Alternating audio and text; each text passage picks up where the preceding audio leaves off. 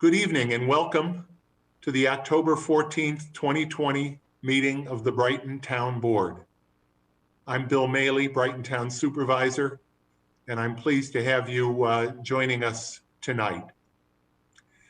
As we begin tonight's meeting, I would like to publicly acknowledge that while we meet remotely, the town of Brighton is situated on the ancestral and traditional lands of the Onondaga people of the Haudenosaunee Confederation, whom we recognize and respect as the traditional custodians of this land throughout the generations. We pay our respect to the Onondaga elders, both past and present. The history, culture, and traditions of the Onondaga are worthy of our understanding and study, and we praise those who keep their traditions alive. We recognize that the study of Onondaga history, culture, and traditions is of ongoing importance if we are truly to understand the history of our community and our nation. We support efforts to ensure that we and future generations continue that study and that respect in a way that is honest and truthful, so that in the words of the great Onondaga leader, Sakajawata, whom many know by the name Red Jacket, we may always work together to brighten the chain of friendship. And I want to acknowledge Ronald Pollock from the Rochester Native American Cultural Center, who I believe is watching on our live stream, and also Councilmember Wilt for advocating and helping to put together this territorial acknowledgement this evening. In a moment, we will also, I will be reading the proclamation that I issued honoring Monday as Indigenous Peoples Day in the town of Brighton. But once again, as we've been doing since March, this meeting is being conducted remotely on Zoom. We're broadcasting it live in Brighton on Spectrum Community Access Cable Channel 1303. We also live stream it on Brighton's YouTube channel, all in compliance with Governor Cuomo's executive order modifying some of the provisions of the state open meetings law to enable local government bodies to continue to meet remotely in a way that is open and accessible to the public. We continue to do that by starting every meeting, even these Zoom meetings, with an open forum. And when the open forum begins, after tonight's proclamations and a presentation on community choice aggregation, you'll be able to call in at 303-3060. When you call, someone will take your call and pass along your questions or your comments to me. And by the way, when we get to our public hearings tonight, that will also be the way that you can call in with your comments or your questions for the record of those public hearings. 303-3060.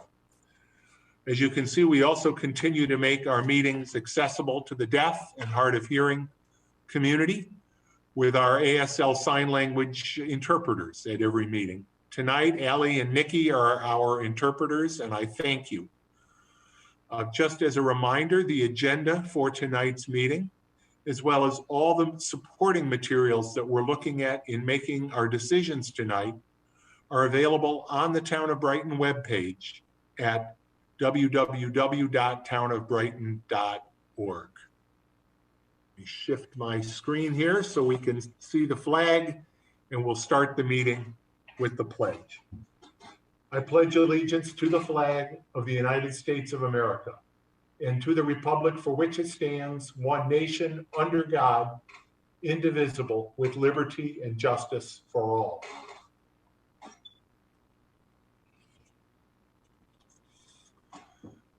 Tonight's the first public hearing that we're holding on the town's preliminary 2021 budget.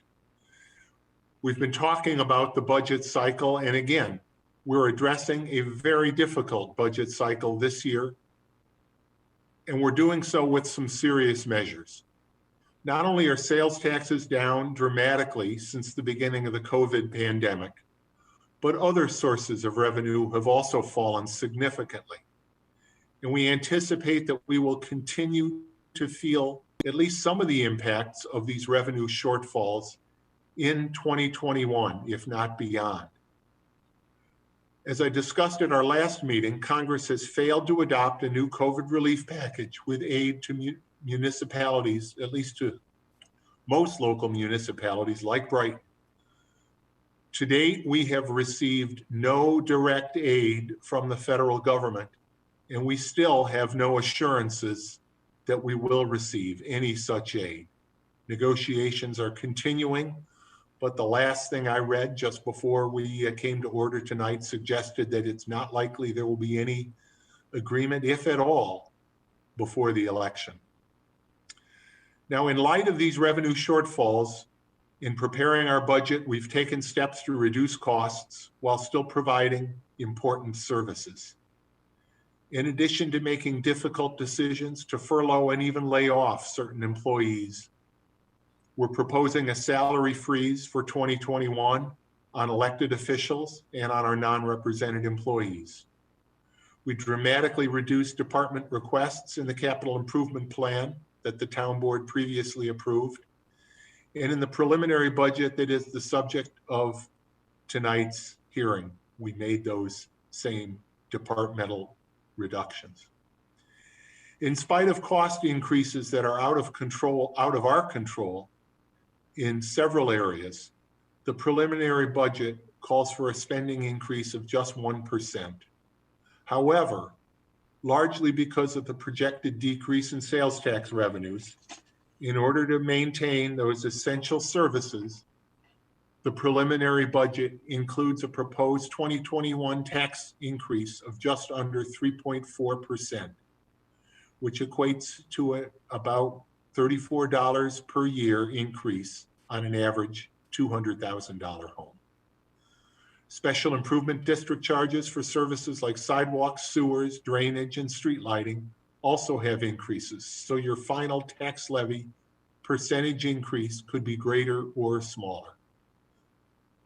This will cause, if approved, the 2021 budget to exceed the state tax cap. But I want to assure the community that under state law, and this is unlike state law as it applies to school district budgets, your town tax bill and going over the tax cap will not affect your STAR property tax refund in any way. Although state law only requires us to hold one budget hearing, we'll be holding a second hearing 2 weeks from tonight on October 28th, and I anticipate that we will approve the 2021 budget that evening. Now, one of those essential services that I referred to a moment ago is our leaf pickup. Our highway department crews are completing their summer work, and in fact, by the end of this month, they will have completed their entire capital plan for 2020, despite the pandemic. My kudos to you and to your entire department for that. That's quite an accomplishment in this difficult year. Next Monday, our crews will begin the annual leaf collection. As always, we encourage you to containerize leaves whenever possible in brown paper bags or your trash cans. They'll be picked up faster and they'll keep our neighborhoods neater that way.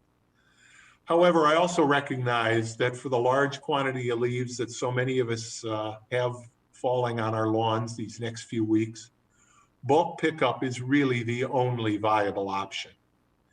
And if you choose to rake your leaves or blow your leaves out to the street, please do not pile them in the street itself.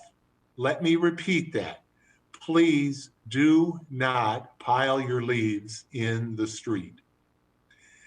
Leaf piles in the street are dangerous to drivers, to cyclists, to pedestrians, and especially children who do like to play in leaf piles.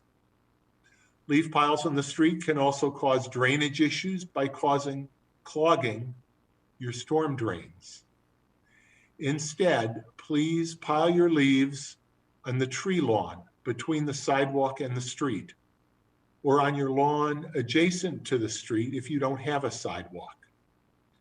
You can always check the town's webpage to see when to expect our crews will be in your neighborhood. There are 2 maps, one for bulk pickup and one for containerized pickup.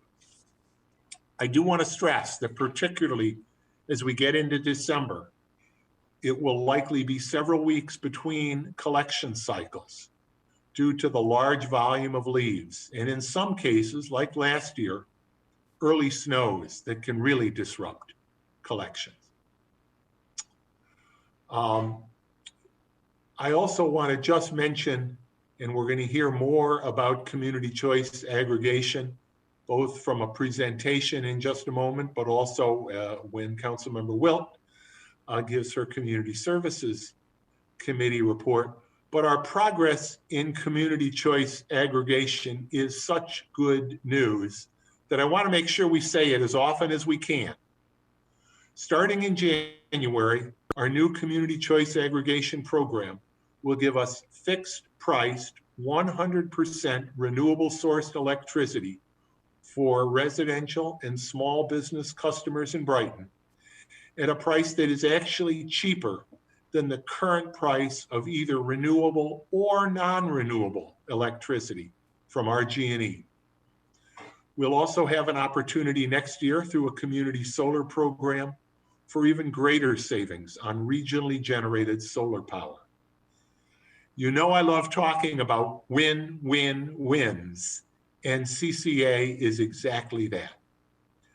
We held a series of community meetings on community choice aggregation several months ago, and we'll be holding the first in what will be another series of meetings, this time remotely on Zoom, a week from tonight, next Wednesday evening, October 21st at 5:30 p.m., where you can learn more about community choice aggregation. And again, in a moment, Sue Hughes-Smith from Rocktricity will also be making a presentation about community choice aggregation. But first, I do want to read 2 proclamations. The first recognizes October as National Domestic Violence Awareness Month. I'll read a portion of this proclamation.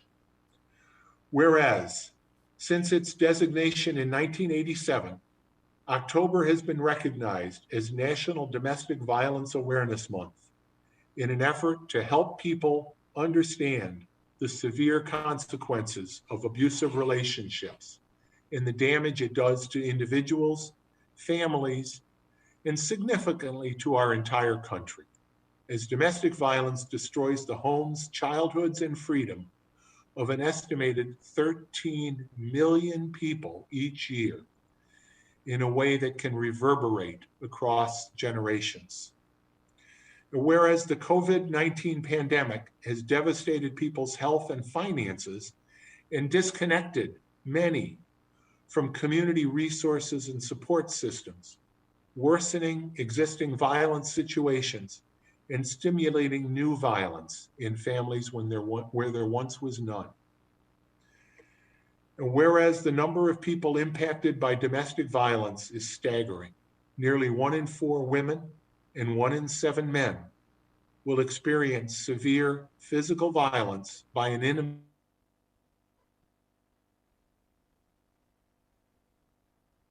at an alarming rate, locally and nationally, by the way, as the pandemic upends lives and sheltering at home, further constraining victims from seeking and finding help. Whereas at the community level and as a nation, we must resolve to have zero tolerance for acts of domestic violence. And National Domestic Violence Awareness Month is an appropriate time to reaffirm our steadfast commitment to empowering survivors and ending this deeply destructive abuse. Now, therefore, be it proclaimed that I, Supervisor William W. Maley, on behalf of the members of the Brighton Town Board, do hereby declare October as National Domestic Violence Awareness Month in the town of Brighton.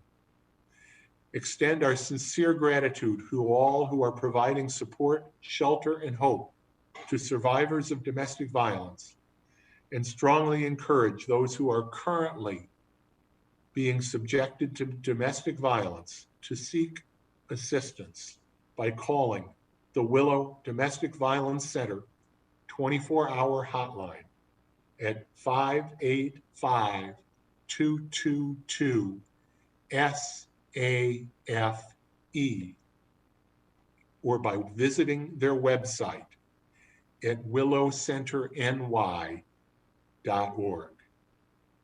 And this proclamation is signed this 14th, actually this first day of October 2020, by myself, William W. Maley, Brighton Town Supervisor. Normally this month each year, Chief Cathaldi and I, or the police chief and I, and the fire chief, the three of us all walk a mile in her shoes. I've been wearing a stunning pair of size 14 red pumps for at least the past, I think this would have been my 10th year in Walk a Mile. Unfortunately, COVID canceled Walk a Mile, but you can see a picture of the three of us out here in front of Town Hall in our shoes, with the opportunity to donate to Willow on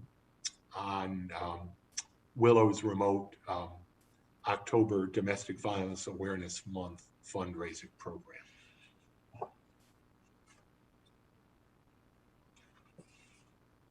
I also want to share our second proclamation. As I noted, Monday, October 12th, the second Monday in October, is recognized as Indigenous Peoples Day. And in recognition, we also have a proclamation tonight.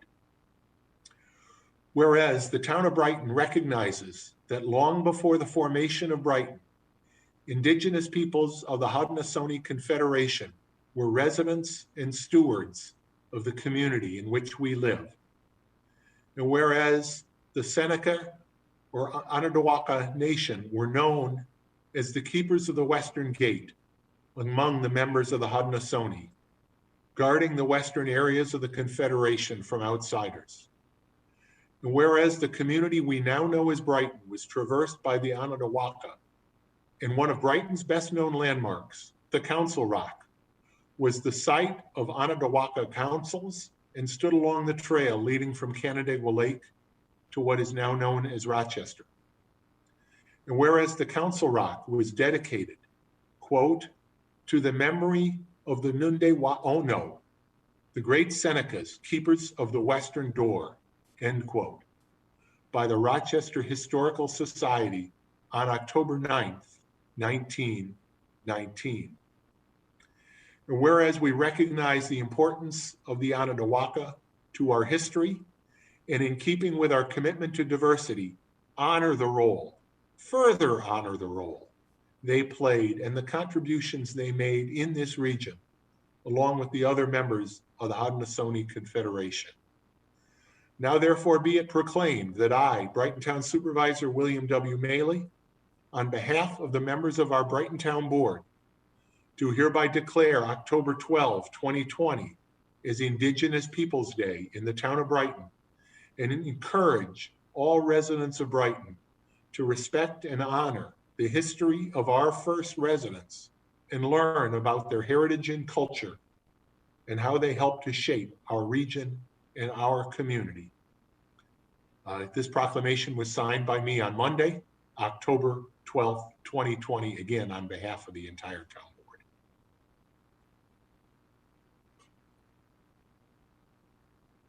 Finally, before our open forum tonight, Sue Hughes-Smith from Rocktricity will be making a presentation about community choice aggregation and the opportunity it brings to supply 100% renewable electricity in Brighton. Sue, thank you for joining us tonight. The floor is yours, or the screen is yours. Thank you, Bill. Thanks for having me, everyone, in this evening. And I'm not actually making a formal presentation this evening, but inviting you to attend next week on the 21st, as Bill mentioned, at 5:30 via Zoom. At the presentation, we will review kind of the parameters of the program related to pricing, the sourcing of the renewables, and how you opt out if you don't want to participate and save money. The timing of the letters and the communications that you'll be receiving, and how you will know when the program has actually begun and when enrollment has begun. So all those sorts of technical details we'll review next Wednesday. You can find the link to the event on the town Facebook page, on Monroe Community Power's Facebook page, and on Color Brighton Green's Facebook page. There's an event page on all of those locations. So you can link right in. But I really came here this evening to thank the town board for their leadership, particularly to Bill for his leadership, especially around this last round of trying to get a price. His views and openness to exploring some different angles of the program really opened up and drove more competition in the marketplace. And we were able then to secure 100% New York State hydropower for our community to be purchasing, which is really exciting. Because not only does it mean that our community is leading the way in Monroe County with renewable energy, but it also will give us the opportunity as a community to pursue some grant funding, as NYSERDA will be coming out with CCA, 100% renewable CCAs featured in that grant funding. So it's a great opportunity for individuals, and it's a great opportunity for our community. And we definitely have Bill to thank for that, and Robin, who kept this on the agenda at the Sustainability and Oversight Committee meetings over the last couple of years. And really have appreciated all the support from all the town board members and their willingness to listen and to commit to environmental sustainability. So thank you so much for your action, and we're looking forward to partnering with you. And I'm happy to answer any questions any of you have right now. Sue, on the 21st, the meeting you say is at 5:30 or at 7? It's at 5:30 on the 21st. Okay, I've gotten an email with a different date or time, so I'm putting it down for 5:30. Thanks. Yeah. There will be a subsequent meeting in November that will be later in the evening, and we'll have other events as well. But the one next Wednesday is at 5:30 p.m. Thank you. Yep.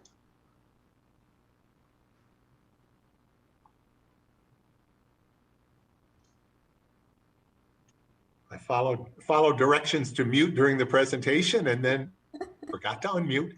Yeah. Any other questions for Sue? Well, thank you, Sue. Thank you for your hard work and persistence. I first learned about community choice aggregation in your living room. I don't know, was that about 3 years ago? Ironically enough, yeah. Right around the corner, literally 2 doors down from the first house I lived in Brighton on Fairmeadow Drive. Yeah.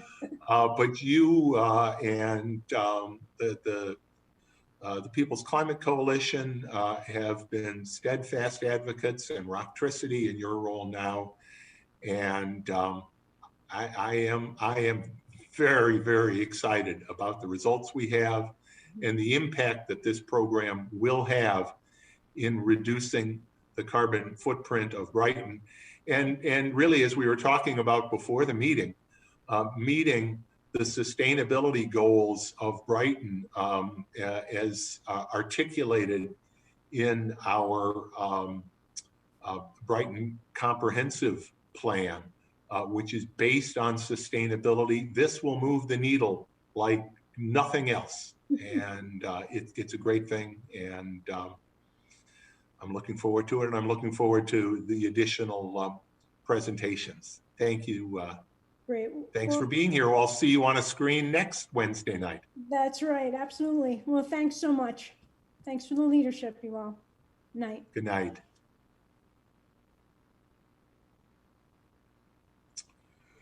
Okay.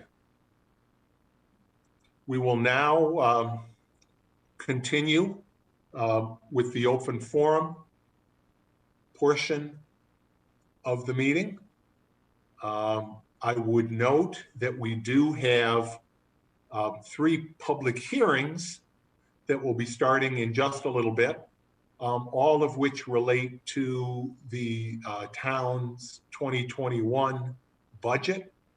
So if you are interested in addressing the town board concerning that budget, I would encourage you to wait until we open the public hearing, and that way your comments on the budget will be included in the record. But if you would like to address the town board during the open forum, you can do so at this time by calling 303-3060. That's 303-3060. Bridget will take your call and relay your comments or your questions to us. You don't have to be a Brighton resident, but we do ask that you give us your name as you do so. We haven't had anyone as of yet, but if someone does call in, we'll go back to the open forum. In the meantime, can I have a motion to approve the agenda with the addition of one item of communication from Dustin Fanciullo from Ambassador Drive? So moved, Bill. Second. Any discussion? Hearing none, Dan, please call the roll.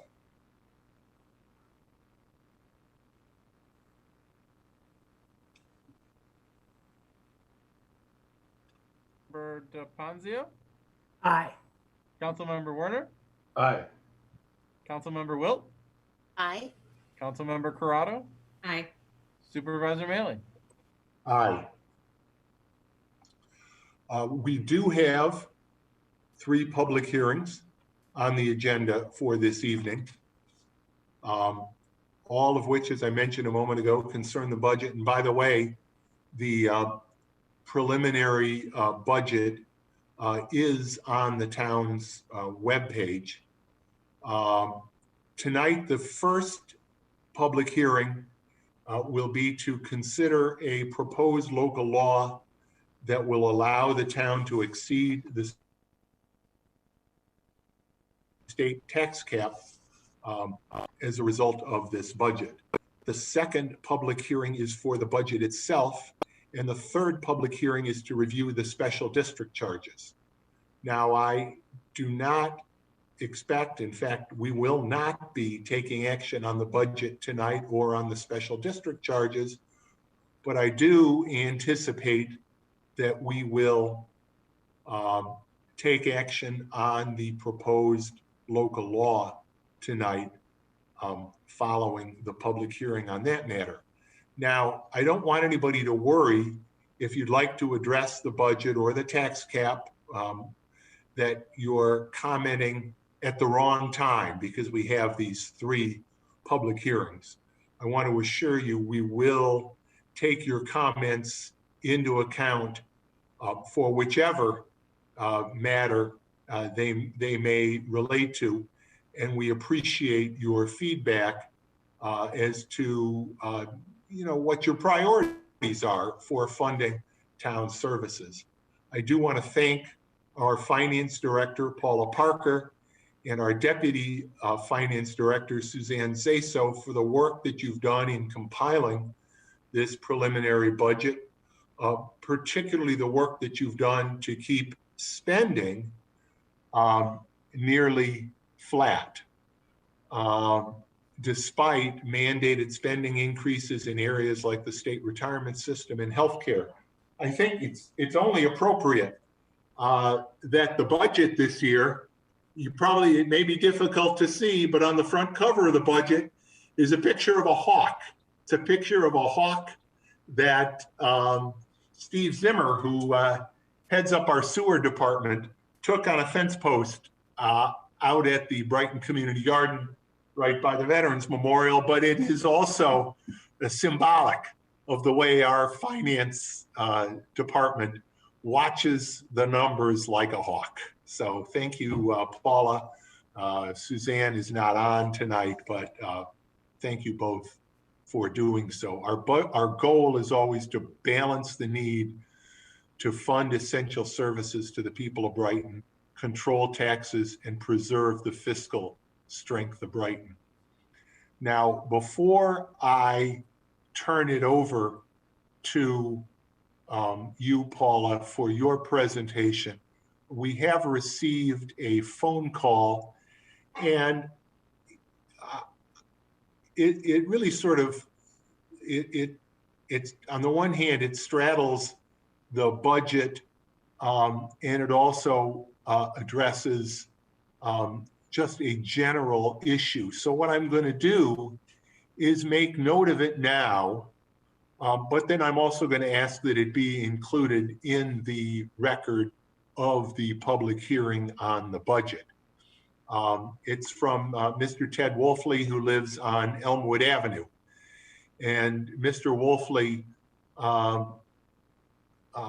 his comment indicates that he has a child with special needs, and his concern relates to snow blocking sidewalks. And he's asking to make sure that we have more plowing for sidewalks during the snow season.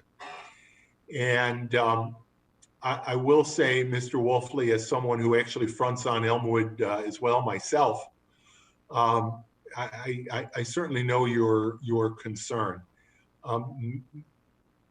Elmwood, and particularly the sidewalks that are on the north side of Elmwood, directly abut onto the street. And so, although our crews are actually out plowing the sidewalk just as early in the morning, often as they are plowing the streets, you unfortunately have the situation where snow is plowed up on the sidewalks as Elmwood Avenue is plowed, and then you have the plows coming back or maybe having gone over the sidewalk first, and having the snow off of Elmwood plowed back onto the sidewalks. And of course, you know, the snow often continues, and it does become challenging. We've addressed issues with plowing and special needs members of our community on a couple of occasions. But I appreciate your making a point of making us aware of that, your location. I don't want to give the address over the live, but I will make sure that our highway superintendent, Mike Guyon, knows the property you're referring to. Mike, do you have any comments that you would like to make about this issue? You've covered it pretty well, Bill, but you know, I'd like to say that it's sort of a battle between paving the roads and the sidewalks, like you said, Bill. Also, a lot of times the folks plowing the driveways leave like cornrows of snow across the sidewalks too, and that's tough to capture. We keep going back and forth until those sidewalks are clean, and we will make as soon as you send me that address, Bill, I'll make special note of that property. Thank you. Thank you. We also have a call from Marge Alamo, who lives on Towpath Lane. Her question, and I'm going to direct it to you, Chief. She asks, when people are taken away in an ambulance and the house is then empty, who secures the house? We will secure it normally, and if we can't secure it for some reason, we'll work with either the homeowner before they leave. We'll try to find somebody, a neighbor, to secure the home, but we'll do our best not to leave a home unattended. Thank you. Thanks very much. I hope that that answers the question. Again, obviously, if there is someone who's able to, the home, the resident securing the house, it's themselves. But as you said, if that's not possible, generally the police will. If you can do so, or if necessary, you'll check with a neighbor. Great. I hope that answers. Those are the only two calls we have received during the open forum. So now I'm going to, we're going to open the first public hearing, again, on the tax cap, the local law that would allow the town to exceed the tax cap. And I'm going to ask the town clerk, has the necessary legal notice been given? Yes, In this Supervisor. The notice was published in the October 1st edition of the Brighton Pittsburgh Post. Thank you. Notice having been given, I declare this public hearing to be open, and we'll begin with a presentation about the budget and about the tax cap by Finance Director Paula Parker. Paula?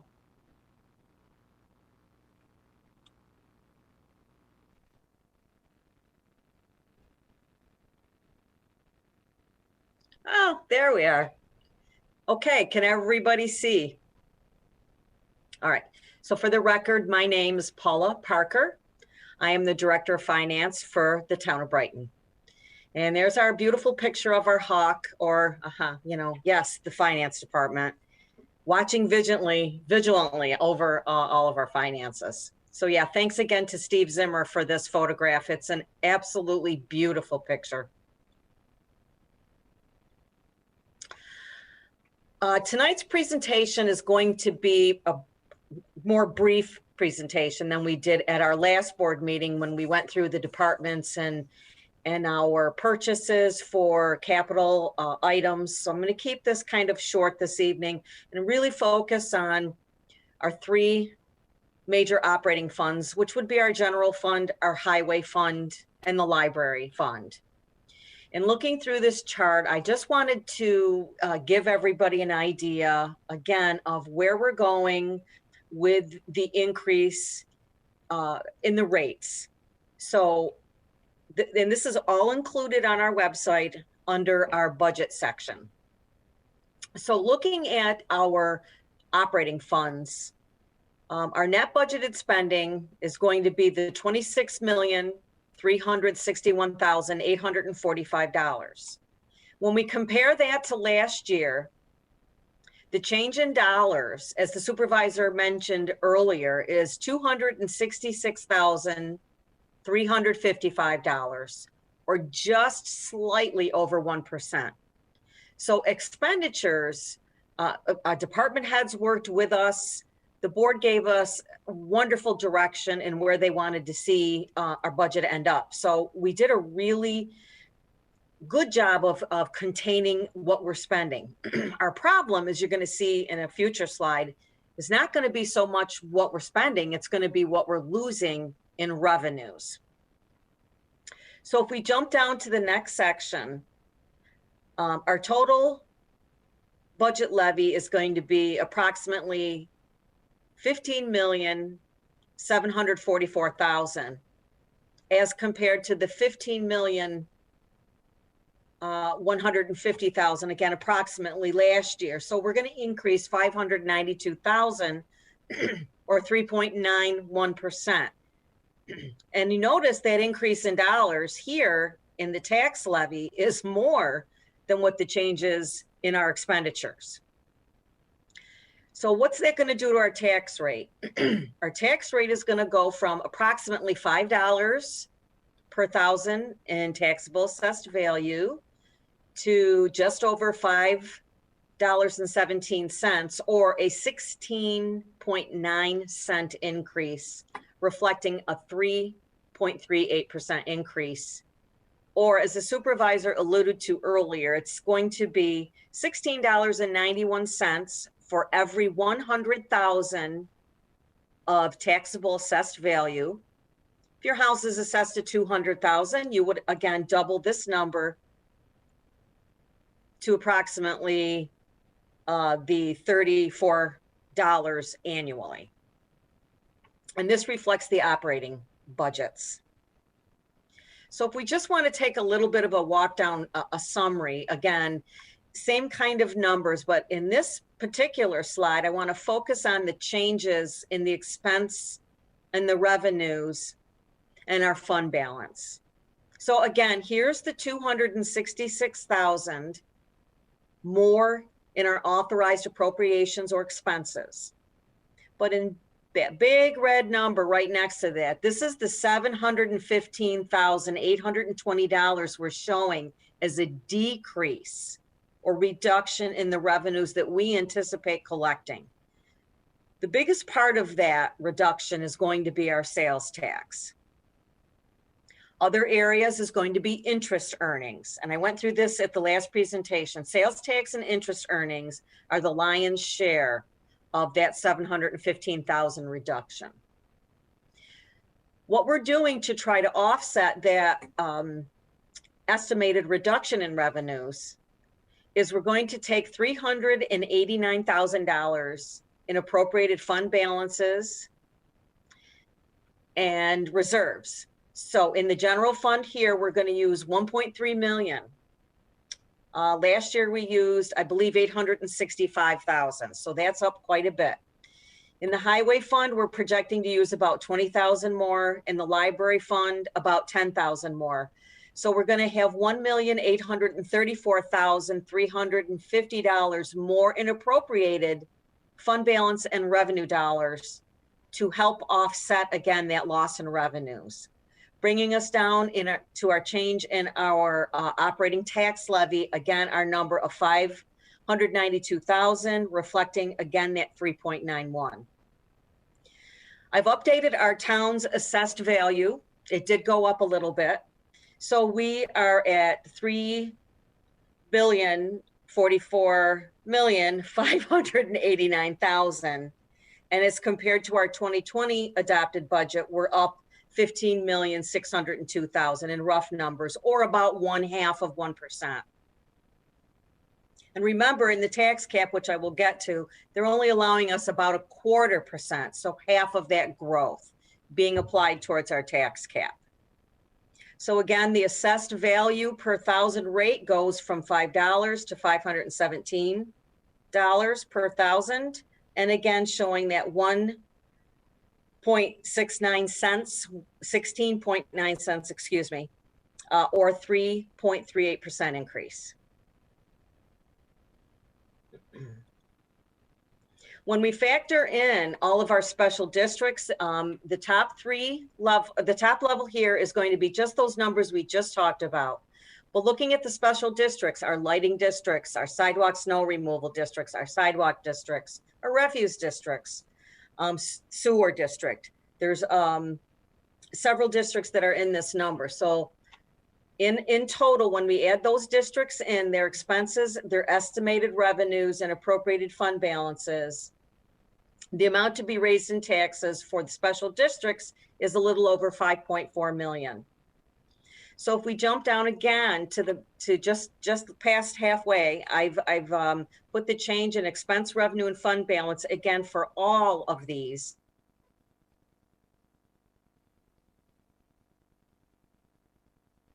But there's that giant red number again. Again, that's reflecting reductions in estimated revenues, 731,000, just under.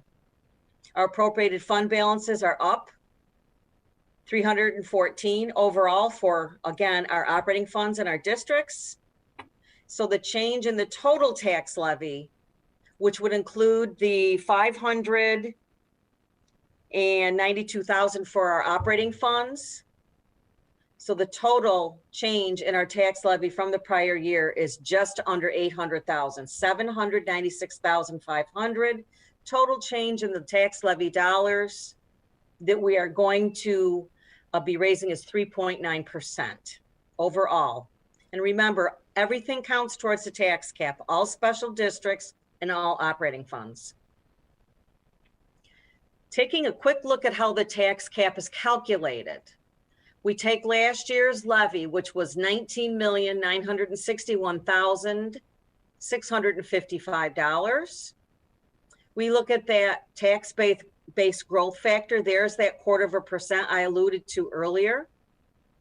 We have to add in pilots receivable, and then there's our growth factor. This year, the tax cap base growth factor is 1.56%, about 1.5% is all we're allowed in growth. Remember, it's usually the greater of the actual, the lower of the actual cost of living or 2%, whichever's lower. This year, cost of living, again, inflation is at 1.5%. We have to add back in our pilots. We had a slight amount of carryover from 2020. We had a $5,000 carryover.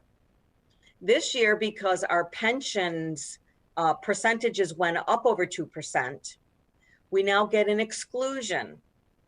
So 81,000 is our approximate exclusion that we get to add into the tax cap. So our total 2021 tax levy limit here would be $20,894,934.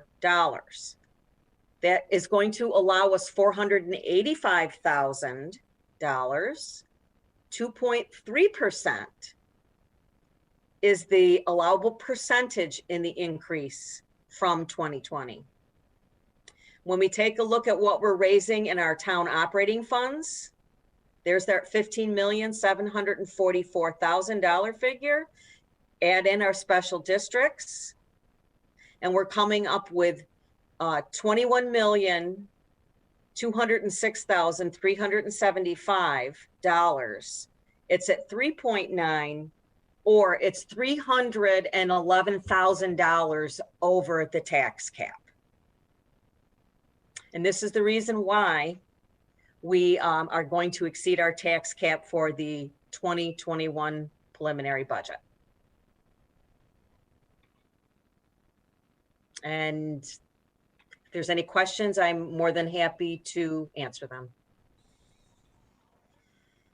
Thank you, Paula. Again, I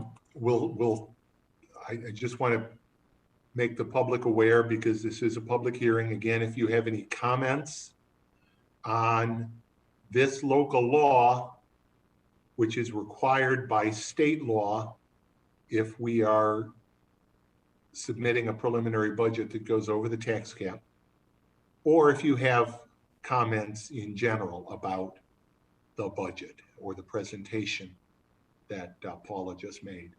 But in the meantime, by the way, the phone number for that, again, 303-3060. That's 303-3060. If you want to call in to participate in the public hearing, which is open on that local law. But while we're waiting to see if anybody does, are there any questions or comments from members of the board?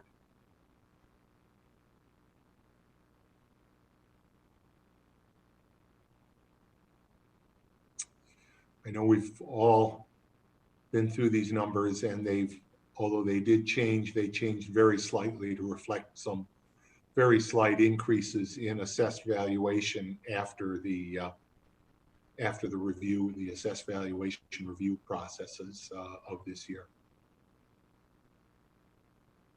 I'm advised we are not getting any phone calls to comment. So with that, I am going to close this public hearing on the local law. And I'm going to ask Jason if you would make the motion. So we're making a motion to keep the public hearing open. No, on the local law, it's to adopt the local law permitting us to exceed the tax. Okay, With respect to the local law to exceed the tax cap for the 2021 budget, I move we adopt the resolution as prepared by the attorney to the town. Second, Ryan. Thank you. Any discussion? I appreciate everybody's review on this, and we'll call for the vote. Dan, please call the roll. Councilmember DePonzio, Aye. Councilmember Werner, Aye. Councilmember Wilt, Aye. Councilmember Corrado, Aye. Supervisor Mailey. Aye. Our next public hearing is the public hearing on the 2021 preliminary budget. And I'll again ask Dan, has the legal notice been given for this hearing? Yes, Supervisor, this notice was also in the October 1st edition of the Brighton Pittsford Post. Thank you. Notice having been given, I declare this public hearing on the 2021 preliminary budget to be open. Again, Paula's original presentation, which is part of the record of the first public hearing, covered the overall presentation of the budget. I do want to note that the budget itself, again, with that great picture of the hawk, should be included as part of the record of this public hearing, as should the comment from Mr. Wolfley, encouraging us to make sure that there is funding for plowing sidewalks, to make sure that people with special needs do have access to those sidewalks. Again, we will take phone calls if anyone has comments on the budget. I do want to remind you that this public hearing and the next one, we are going to hold open. We're going to hold public hearings again in 2 weeks. But if anybody would like to call about the preliminary 2021 budget, that phone number is 303-3060, 303-3060. Are there any questions or comments from members of the town board? I would again note that the development of the budget and the transparency with which the town does it far exceeds state requirements. As the comptroller encourages, we start our process every year with the development of a capital improvement plan, a 3-year capital improvement plan. Normally the finance committee, although the committees weren't meeting during that time, would consider that plan, but it was also reviewed this year by the town board and approved by the town board back in September. And the 2021 figures were incorporated into this preliminary budget. The town board, again, although state law requires that we hold 1 public hearing, the town board holds 2 public hearings before taking action in October. And I think it's, again, worthy of note, whether it's in a local election year or not, the town board always strives to adopt the budget before election day. And I think that's an important element of transparency in this process. So again, are there any questions or comments from members of the board? And I do not believe we have received any comments from members of the public. I do want to remind everyone one more time that we will continue this public hearing at our next meeting. And with that said, for tonight, I declare this public hearing to be closed. Finally, the third public hearing is the public hearing on the proposed assessment rolls for service charges, maintenance charges, capital improvements, and sewer rent charges for special improvement districts within the town. I will again ask the town clerk, has the legal notice been given in this public hearing? Yes, Supervisor, this notice was also in the October 1st edition of the Brighton Pittsford Post. And I would also note that as required by a decision a number of years ago by the Court of Appeals of the state of New York, the legal notice on this matter was also published in the Town of Brighton newsletter, mailed to all of the households in Brighton. And with that, I declare that this public hearing is open because legal notice has been given. And once again, for any questions, any comments from members of the public, the phone number to call in is 303-3060. That's 303-3060. While we wait to see if there are any calls on this, I would note that this public hearing really does relate to the assessment roles, the valuation and service roles that charges for special districts and other special improvements are determined. It's a separate public hearing required by state law, but it all relates again to that overall town budget. Any questions or comments from members of the board? And it appears as though we've had no calls with any comments or questions from members of the public. Again, we will open, we're going to close this public hearing tonight, but we're going to again hold the public hearing at our next meeting 2 weeks from tonight on October 28th. And that night we will, after the public hearing is closed, take action on the budget and on the assessment. So with that having been said, I declare this public hearing to be closed for this evening, and we will continue on with the agenda. Can I have a motion to receive and file the communications, including the additional communication that I added from Mr. Fanciullo? So moved. Robin? Thank you, Robin. Second, Christine. Thank you.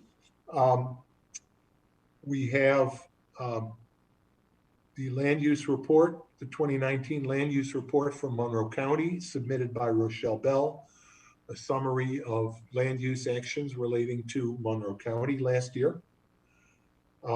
These are the kind we always like. Bill and Patty Ahern sent on their kudos for Kathy Masters in the town clerk's office. Thank you for that. We have communication from Mona Karen, the program manager at the Erie Canalway, relating to maintenance and new signage along the Erie Canal. She's the program manager for the Erie Canalway National Heritage Corridor. We have a letter from Dr. Courtney Wiley Harris, the Vice President for Institutional Advancement at the Colgate Rochester Crozier Divinity School, thanking me for a letter of support on the occasion of the Divinity School's installation of its new president, Dr. Angela D. Sims. Again, unfortunately, that was an event that could not be held in person, and it's unfortunate because the ceremony and the significance of the Divinity School and its history in this community is really striking. And I really regret that they were not able to do this ceremony in person this year, but I know Dr. Sims will be a leader. She has massive shoes to fill. And I'm not just referring to Dr. McMickle's height. Dr. Marvin McMickle, the predecessor as president of the Colgate Rochester Crozier Divinity School, truly is a giant of a person, not only in stature, but in the scope of his role in the Rochester community. But I'm very confident Dr. Sims will likewise be a voice for social justice and faith in our community. I also, the last one that we added from Mr. Dustin Fanchulo on Ambassador Drive, I want to read this one. These, again, are the kind we always like to read. Good afternoon, Mr. Guyon. It was directed to Mike Guyon. I hope I've reached the correct person. I just want to commend your team on the job that was done recently on Ambassador Drive. Over the past 2 days, they have been nothing but courteous and respectful. Not to mention the job that the team did is outstanding. I have been home the past 2 days, which admittedly is unusual, but there was no inconvenience whatsoever. The same was true when the team milled the street a few weeks back. Thank you for a job well done. Sincerely, Dustin Fanchulo. The Highway Department over the past couple weeks first milled and then repaved Ambassador Drive. It was quite a project because Ambassador is a relatively wide street. They had to do the work a little differently than in much of the repaving, but it's great to hear this kind of feedback. Mike, do you want to say a few words about the project? The project was an extensive rebuild of Ambassador Road. It was a big project. We had to rebuild a bunch of storm sewer. The crews worked exceptionally well. I was out there the day they were paving just to see how the thing was, because we were a little nervous. Like you said, it's a wide road. Wasn't sure we were going to be able to get it all done in 2 days. But the crew worked flawlessly as a team. It was a really nice thing to see. Everybody had their job. Everybody did their job, and it just went flawlessly. And they were done. You know, we expected rain on Tuesday, and we got rain on Tuesday, but we were able to still finish the whole project, even starting late around 10 o'clock. So it was a great effort from our guys. Substantial, great effort. Well, I know you will pass Mr. Fanchulo's letter along, but also pass along the gratitude that all of us share, not only for this project, but for all the work that the Highway Department does as they're going into their busy season. You know, they're all busy seasons, but somehow leaf collection and then snow and ice removal, it's the highlight of the season. So thank you. Thank you to all the men and women who work very hard for all of us residents. We have a motion to receive and file all of those matters of communication. Any comments on any of those from members of the board? Hearing none, Dan, please call the roll on the motion. Councilmember DePonzio, Aye. Councilmember Werner, Aye. Councilmember Wilt, Aye. Councilmember Corrado, Aye. Supervisor Maley. Aye. Okay. Next, we have our committee reports. And it's very exciting because our committees are back and meeting. So we'll start that out with the Community Services Committee. Robin? Thank you, Bill. The Community Service Committee has not met Hasn't since the last town board meeting, but I do have some updates from our department heads nonetheless. From our recreation department, in terms of our recreation programs, we're well into the registration period for our fall programming. All of our program offerings will be featured online. Again, there is no paper brochure. Registration is now open for all members of the community. So please do check out our website and our Facebook often, as we will continue to add programs on an ongoing basis throughout the fall. And we would ask that you please help us share and get the word out when something interests you by sharing our Facebook posts and emails with friends, since we do not have that paper vehicle this fall. All in-person program offerings that we conduct will follow strict health and safety protocols. And we do have some newly added programs that include a preschool art online series, tennis, virtual senior fitness classes with Lifespan, virtual science, and virtual dance, and so much more. So please do check us out. In addition to that, our Monroe County Grab and Go Senior Meal Program continues. Brighton seniors continue to partner with the Town of Henrietta Senior Center to provide grab and go style meals each week as part of the Monroe County Nutrition Program. Order ahead packaged meals are available to seniors age 60 plus, with meal pickup occurring at the Henrietta Senior Center. So please contact us for full program details and to place your order at 585-784-5260, extension 0. And please, you leave your name and phone number, and we will follow up with all of the details. Our Brighton Farmers Market remains open following COVID-19 procedures. The regular season will continue on Sundays from 9 a.m. to 1 p.m. until November 22nd. And then our winter season will be outside, and that will be on Sundays from 10 a.m. to 11:30 a.m. from November 29th to December 20th. In the Brighton High School parking lot, of course, at 1150 Winton Road South. And again, we encourage pre-orders, but they are not required. And we ask that you please refer to the Brighton Farmers Market website for full details. That again is www.brightonfarmersmarket.org. From our Parks Department, we are nearing completion of the new playground installation at Meridian Center Park. This playground was a part of the 2019 capital improvement plan and replaced the 26-year-old playground structure that was there. We have worked with Brighton Ambulance to secure an additional AED machine that will be kept at Meridian Center Park. And we want to mention that the AED was donated to the Brighton Ambulance by the Tyler Kopp family. Thank you so much. The other AED machine is located at Buckland Park. They're locked in weatherproof casing, and all groups issued field permits are given the access code for the machines.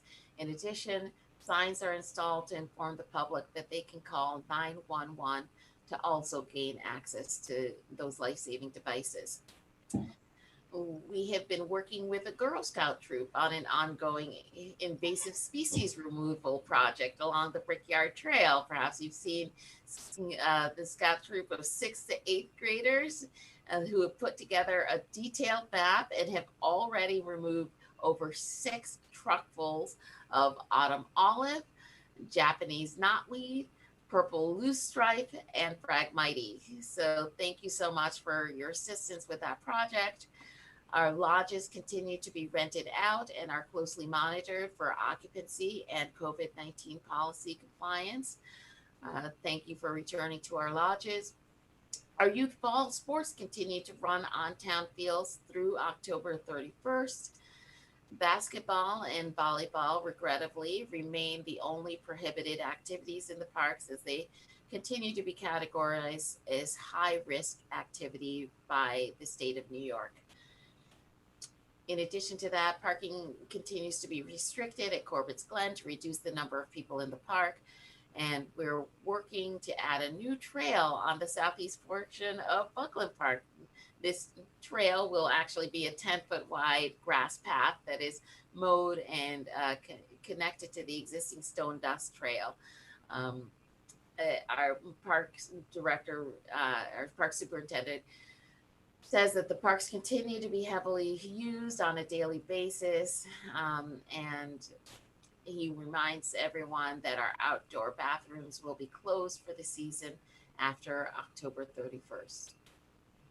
I want to give another census update.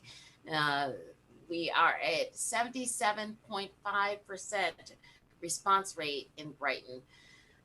We're still trailing our neighboring municipalities. Penfield is at 80.2%, Parrington at 81.5%, and Pittsburgh is at a whopping 84.4%. There's been some back and forth with regard to when the census will be completed. As of the latest court ruling, census workers are anticipated to be working in accordance with reopening protocols through October 31st to try and reach those who have not yet completed their census forms. We'll have to stay up to date on whether we will actually go through October 31st, but right now that is anticipated. And actually, unfortunately, Robin, I was very, very disappointed. The Supreme Court issued a ruling today upholding the early termination of the census. My understanding, I believe, is that the phone lines, they're taking online through either tonight or tomorrow night, and that's it. Based on this ruling from the Supreme Court, I don't understand it for the life of me. I don't understand. Yeah, Bridget's confirming it's through tomorrow. I don't understand the mindset of saying we don't want to count everybody, but that's what we got. Extremely disappointing ruling. So, our census will be closed tomorrow, I guess. And so, thank you for everyone for your participation. There is still time.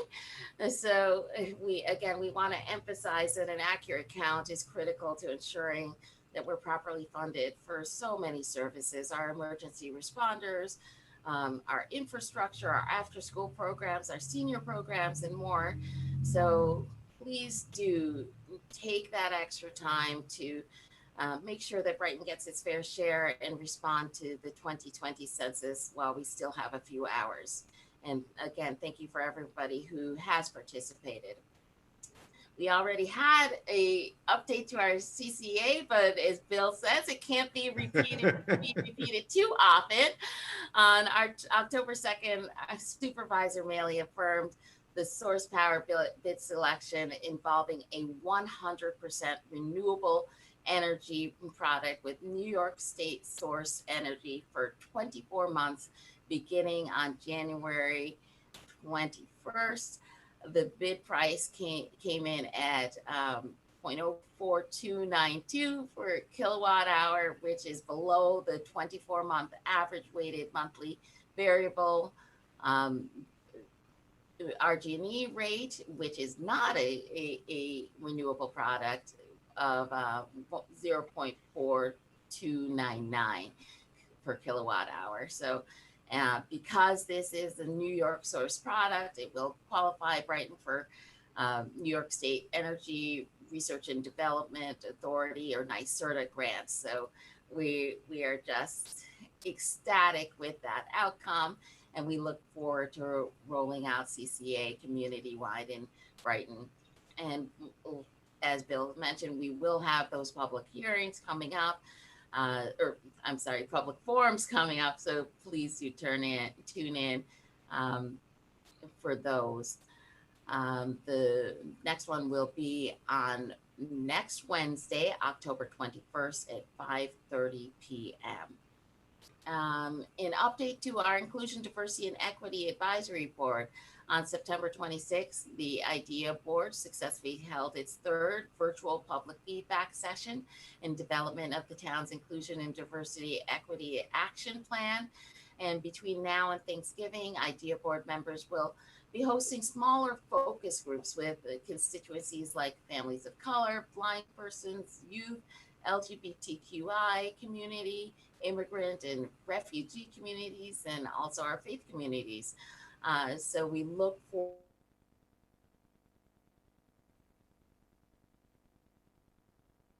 further our goals and how we can improve in making Brighton more inclusionary. We also are happy to announce that Mike Boucher and Manish Dixit, who are members of the IDEA Board, are spearheading an effort to host programming on structural racism through our Brighton Recreation Department. So again, look out for those program offerings. We're very excited with all of the work of our idea board. And I will also mention that we had the successful return of our semi-annual electronics recycling and secure document shredding event this past Saturday, October 10th. And it was a huge success. We collected 13,020 pounds of paper, which is equal to 6.51 tons of processed material. We also collected 24 pallets of electronics. I don't have the exact final weight totals, but for comparison's sake, we normally collect fewer than half that number of pallets that we collected on Saturday. And I want to thank the Maven technology crews for staying out there far past our 4-hour window of collection till well into the afternoon and early evening to make sure that we did get all of those recyclables rounded up. And I want to thank the community for participating in these recycling programs and, quite frankly, keeping that waste out of our streams. And so we look forward to the next one in 6 months, is if we hold steady here with everything. And again, thank you for your participation. And don't worry, again, we have another one coming up if you happen to miss this past event. And I do want to finally just announce some of our upcoming events. We hope that you will come celebrate Halloween with Brighton Recreation. Unfortunately, we can't have our usual spectacular events, so we've come up with something even better for Brighton residents. We can't wait to see the community come together and get out of the house, get creative, and join us for some drive-through trick-or-treat fun. We will have a drive-through trunk or treat for Brighton residents only on Saturday, October 24th from 3 to 4:30 p.m. while our supplies last at the Brighton Town Hall parking lot, starting in the public safety wing.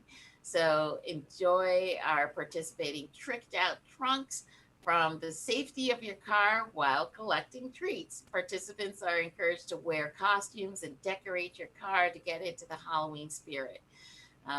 Think of all the birthday parades and things along those lines.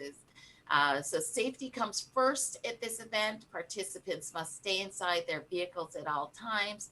Masks are encouraged, and after all, it is Halloween. So treats will be provided by the Brighton Town Recreation Department. And again, registration is encouraged but not required.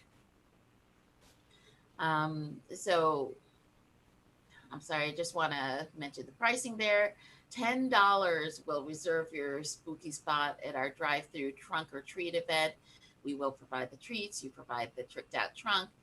Please make sure you decorate your car in a family-friendly yet haunted manner.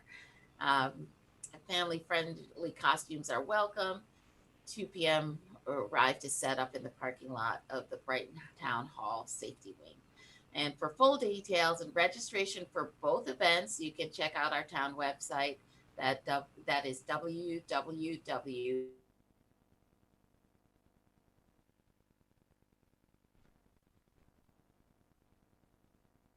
The return of our semi-annual DEA, Drug Enforcement Agency, pharmaceutical take-back event. That will be at the Brighton Town Hall Public Safety Wing, 2300 Elmwood Avenue on Saturday, October 24th from 10 a.m. to 2 p.m. So we hope to see you at those events. The next meeting of our Community Services Committee will be on Wednesday, October 21st at 9:30 a.m. at the Brookside Recreation Center. We will be socially distancing and wearing masks, and we ask that you let us know if you're coming so that we can accommodate the public safely. But we do hope that you will attend. And as always, members of the public are welcome. That's it. Thanks, Robin. Just to clarify, it's free to drive through. The $10 is if you want to participate in the trunk or treat. Thank And you. yes, consistent with Dr. Mendoza's guidelines, we really, 2 masks this year. 2 masks. It's Halloween, so let's get into the masks. One that covers your mouth and nose, and one that's as Halloween as you want to be. Ken actually did a little more detailed looking on exactly how the census is going to wind up and what the details of the deadlines are. So I'll let Ken elaborate just a little bit on that, because it is a late-breaking story, unfortunately. Thank you, Bill. So just to put a little finer point on when those deadlines expire, for online census data entry, the Census Bureau has announced that they will continue to accept online data entry through October 15th, that's Thursday, at 11:59 p.m. Hawaii time. What that means is, for us East Coasters, it is 5:59 a.m. actually on Friday morning. So if you really like to wait till the last minute, and I'd suggest if you haven't gotten it done, do it now. Go online. It's not a difficult thing to do at all. Get it done now, but you have until 5:59 a.m. on Friday morning to complete that process online. Thanks, Ken. Next, Jason, Finance Committee. Yes, Bill. Excuse me. The Finance and Administrative Services Committee met last Tuesday in the auditorium, spaced out and masked. And each of the items that we discussed during our meeting appear on tonight's agenda and will be discussed and voted on in the course of tonight's meeting. Our next meeting will be on Tuesday, October 20th. We will meet at 3:30 in the afternoon in the auditorium at Town Hall. And in accordance with new protocols, the public is invited to attend. We just ask that you contact the supervisor's office so appropriate arrangements can be made. Hope to see people there. We weren't too spaced out at that meeting, were we? Yeah. I just caught that. Poor choice of phrases. I mean, physically spaced apart. Thanks, Jason. Christine, Public Safety? Yes, public safety. You were spaced out too. We were spaced out too. In fact, we were so spaced out that some of the regulars at our committee meeting, namely the representatives from Brighton Volunteer Ambulance and Brighton Fire Department and Rochester Fire Department, were encouraged to stay far, far away in their own facilities to protect them from COVID. And so we stuck with the folks who are typically on the job in Town Hall. But we did get updates from all agencies. I will try to report out in less time than the very busy Community Services Committee reporting out takes, but it was a full agenda given the time between our last meeting in March and now. The updates from our emergency response agencies. Brighton Ambulance notes that they have had 4,224 calls for service year to date. Primary coverage by Brighton Ambulance continues to beat previous bests at 97.25% year to date. Call volume remains 13.5% behind where they were in 2019, a result of the significant fall off of calls during the height of the COVID lockdown. That tends to balance out about 10 to 20% down month in and out. And at the peak in April, their maximum drop was 30.59% less than the same period 1 year before. That's significant. It impacts funding of the agency, and there's more on that update shortly. They regretfully canceled their staff recognition banquet and open house this year to, of course, protect folks from illness. We did read out the names of the those who were to have been recognized at the banquet at the last town board meeting, but I'll read it again quickly because these folks do work hard to protect our community. The President's Award went to Captain Jen Myers. The Chief's Award went to paramedic John Gentlecore. The ALS Provider of the Year went to paramedic Jackie Chanel, and forgive me if I mispronounced your name. The BLS Provider of the Year was given to EMT Paulinia Triantafalou. The David Gundry Award was given to EMT Kara Breslin, and the Zach Zeng Award went to EMT Kyle Wilson. So we're grateful for the work that they do in keeping our community safe.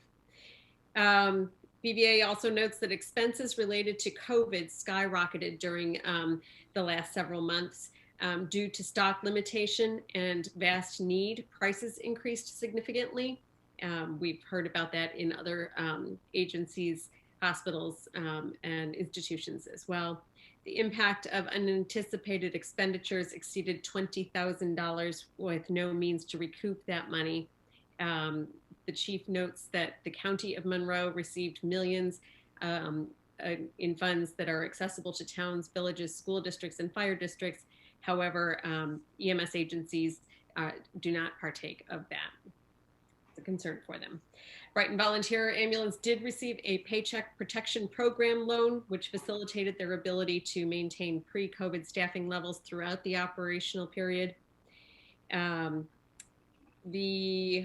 Board of Directors of the BVA will be receiving a recommendation to submit for a 2020 Mercedes Sprinter, a continuation of their fleet vehicle alignment initiative.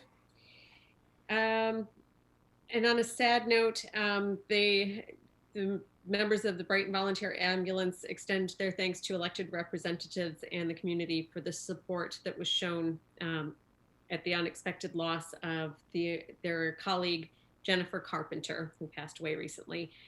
Thankfully, their staff was well supported, and the Carpenter family shares their appreciation as well. On a happier note, BVA extends thanks to Parks Superintendent Matt Beeman for his ongoing support of the public access AEDs that Robin referenced earlier in her report. So that's a real collaborative partnership between the town and BVA. And that is all for the BVA report. Brighton Fire Department notes that they have had approximately 1,532 calls year to date. And they have returned somewhat to their regular pre-COVID daily volume, but significantly less than this time at last year. Perhaps everyone's being much safer. BFD does note that there had been a working fire on Allens Creek Road on September 18th. They anticipate taking delivery of a new heavy rescue vehicle. It is replacing a currently in use truck that is 20 years old. So it is due for replacement, and that comes in mid to late November. Brighton Public Works. You heard everyone laud Mike Guyon's team for their tremendous good work in completing all projects assigned and planned in this busy season. And that was echoed during the Public Safety Committee as well. Good roads are safe roads, and thank you very much to your team, Mike, for all of that work. We'll reiterate that leaf pickup begins on October 19th. Please, on those good roads, keep them safe by keeping your leaves out of the road and on the tree lawn. The grass will grow back, but heaven forbid somebody is injured or a life is lost because of debris in the street, because lives don't come back. Brighton Police, Chief Catholdi gave a solid update on a lot that's going on in his department, much of it falling under the umbrella of mental health issues in the community. He noted that the Monroe County Director of Mental Health has recently resigned. However, that does not mean that the police agencies are not attending to the issues of improving service in relation to mental health challenges. BPD will be sending 4 or 5 members to crisis intervention team training. It's a week-long higher level training for officers. The chief himself is serving on the task force for Monroe County Mental Health. It is the FIT team. And forgive me, Chief, I don't remember what FIT stands for. Forensic Intervention Team. There we go. Thank you. I'm acronym challenged this week. Additionally, 100% of the Brighton Police Department will be sent for mental health and first aid training recertification in January of next year. And that's notable. Our police officers and staff are knowledgeable and are supported in being able to engage empathetically with the community.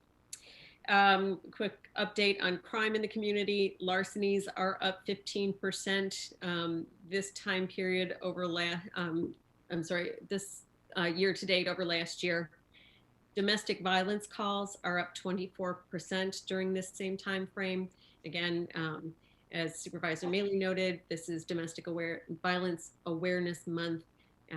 We're all under stresses and strains, and it's showing.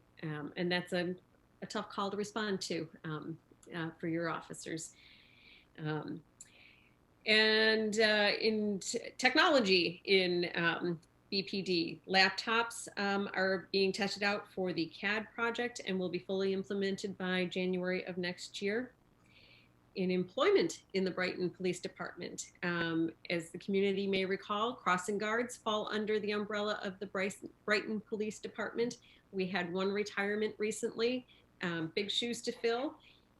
That position is open, and community members who are interested in applying to safeguard our students and others walking mornings and afternoons around 12 Corners should apply by this Friday, the 16th. They can do that after they have completed their census, then move on to your application for crossing guard. And last, coming up on October 24th is the prescription take-back program. If you may recall, it was suspended in the spring due to COVID.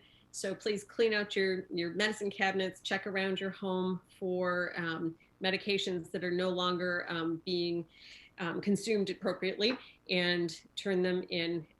Avoid tragedy, avoid polluting our waterways. Disposing of them down drains and toilets is not appropriate.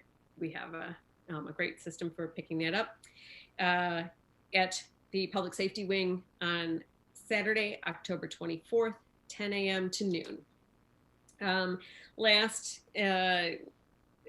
under Brighton Police Department, Councilmember Wilt brought up a discussion about exploring the possible virtue of following the City of Buffalo's lead in adopting a duty to intercede and report misconduct law. It's known in Buffalo as Carriel's Law. Buffalo police officers who reasonably believe a colleague is using excessive force now have a legal duty to step in and stop it. An officer who fails to intervene could face criminal charges. And the legislation in that city aims to protect intervening officers from unlawful retaliation, including termination, denial of benefits, or reassignments. The current policy and procedure and training in the Brighton Police Department covers that. It is embedded in the culture. However, town attorney is going to look at it more closely, and we will consider whether legal, whether we need legislation to further underline that responsibility in the department. But policy and procedure right now does speak to that. There was no report from the Rochester Fire Department, which protects the west side of Brighton. They were busy protecting the community at the time. Remaining matters of business on the agenda.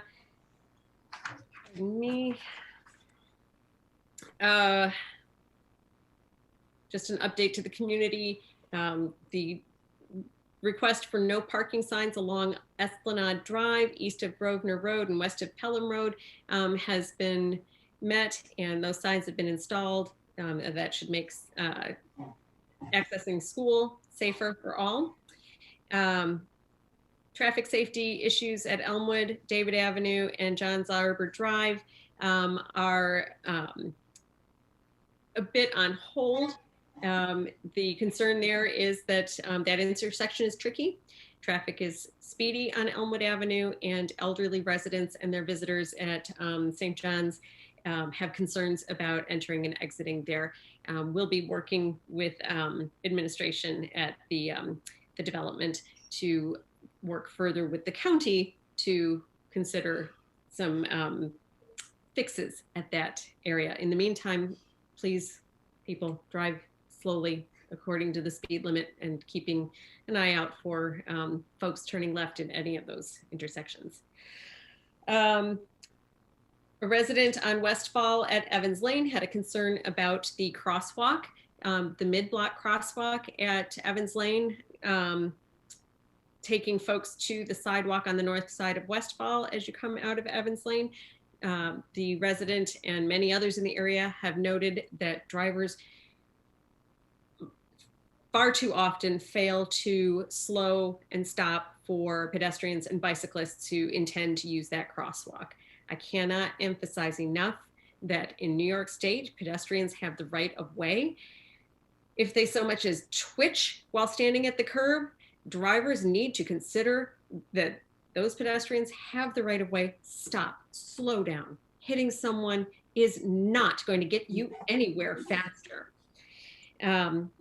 We will be, Public Works will look at restriping the ladder lines there on Westfall, depending on weather and availability of man hours to do so before this season ends. But in the meantime, please, people, drive smarter and more respectfully.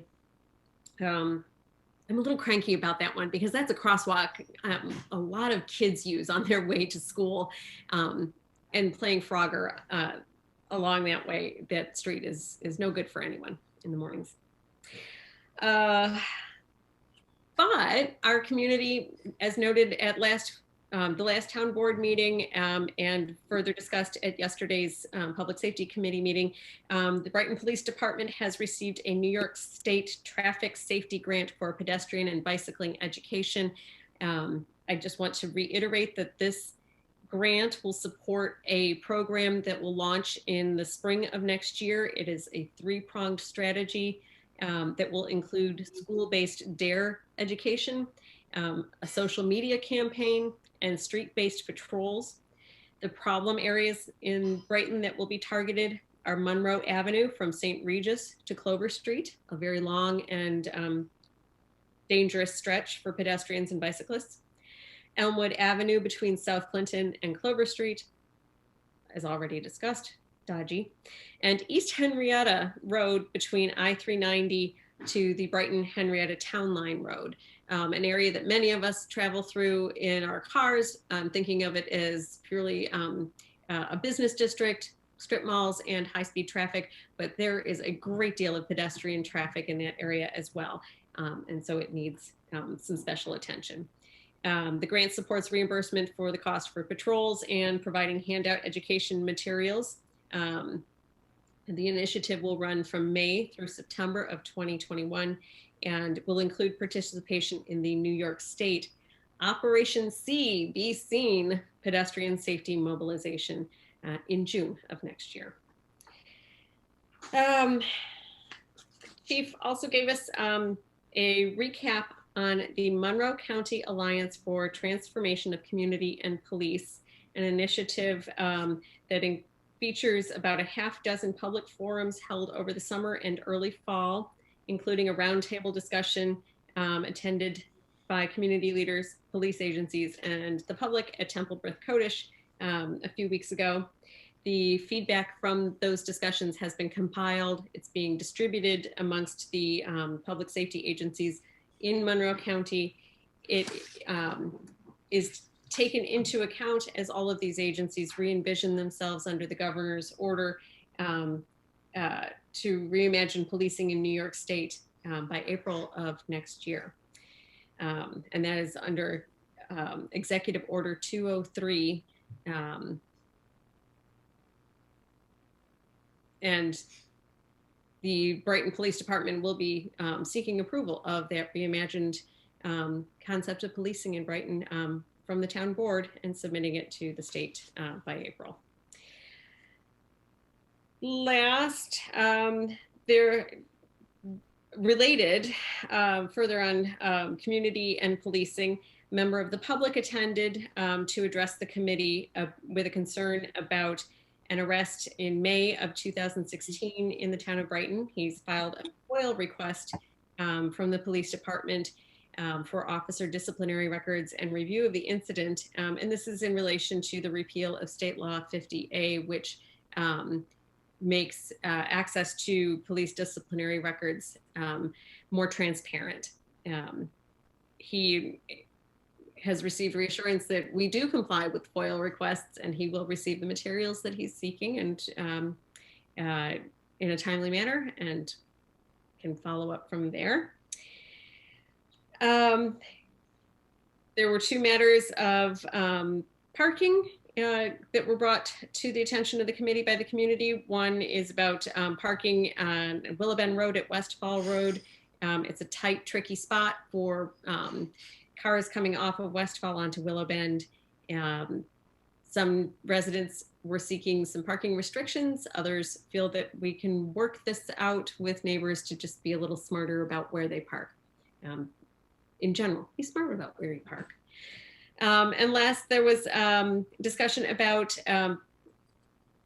a few properties where there is extension of parking through paving over the right of way.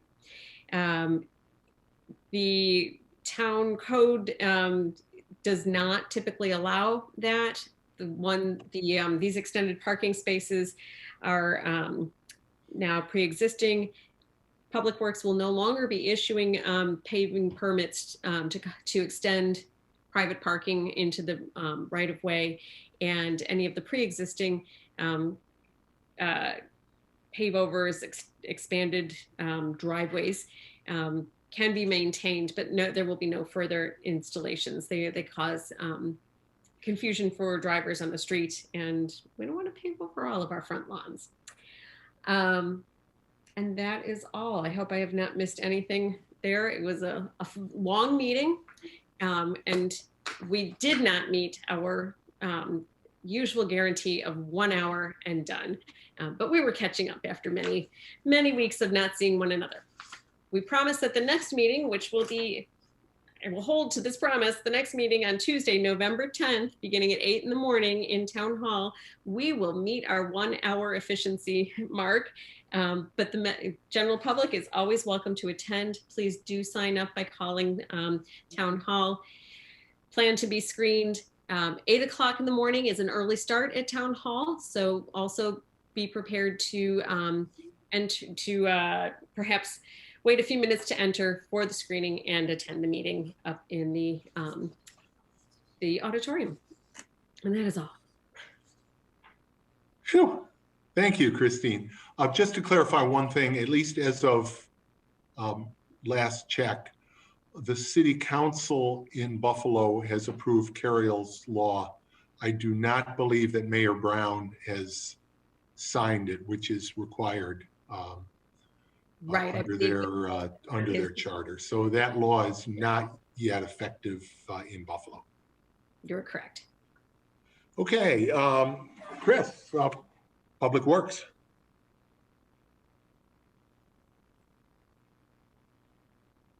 Need you to unmute. Chris, unmute. There you Yes, go. sir. Thank you. That seems to be my cue.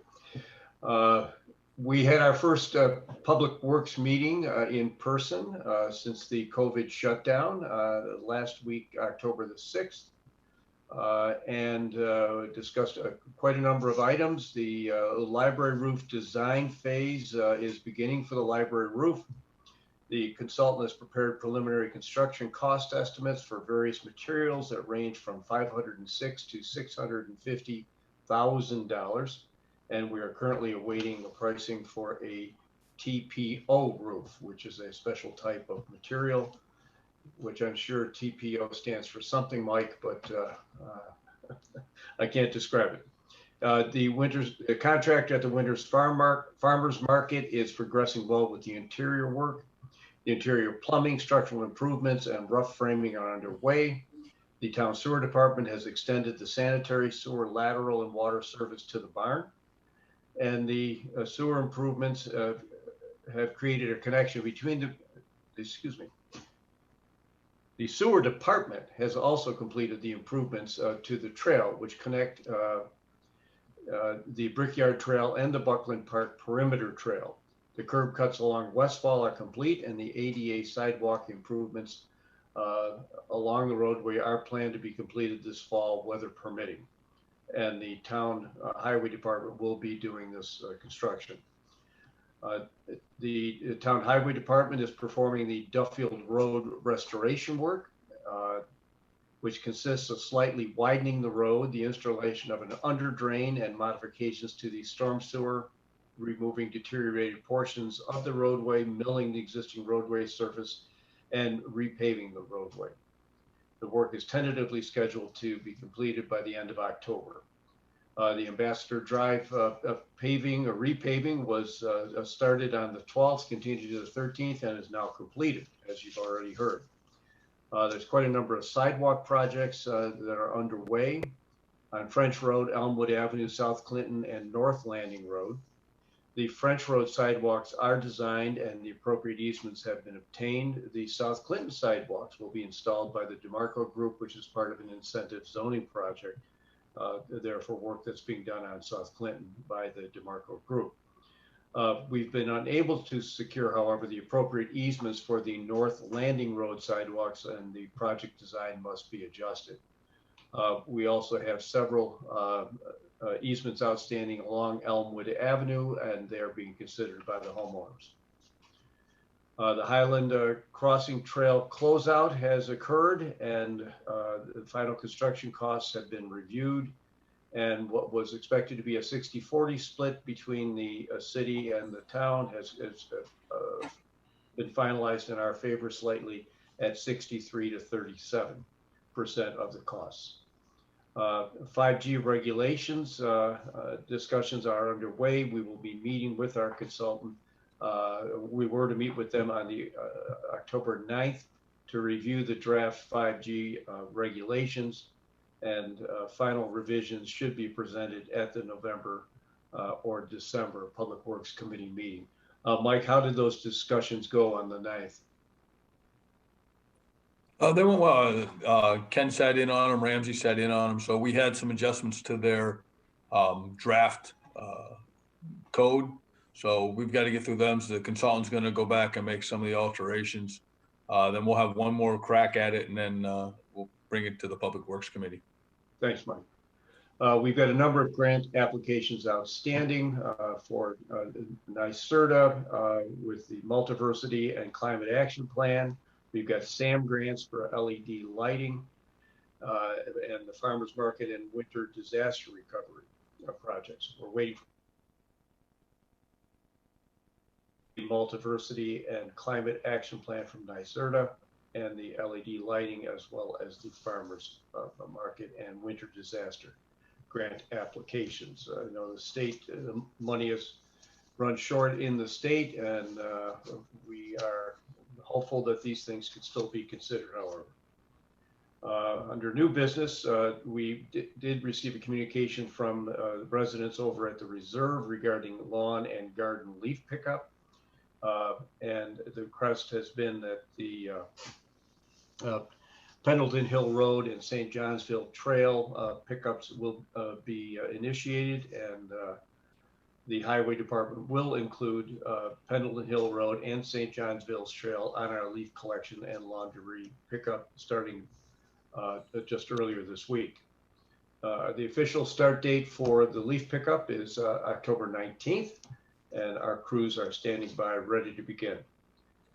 Western Drive demolition, where we had two properties that have been condemned at 405 and 417 Western Drive, and the landowner will begin a controlled demolition of those properties. And we're undertaking a townwide pavement condition evaluation, and we've completed approximately 75% of this evaluation. And we expect to present the findings of the evaluation to the Public Works Committee in December or early 2021, so we can see the overall condition of our streets in the town.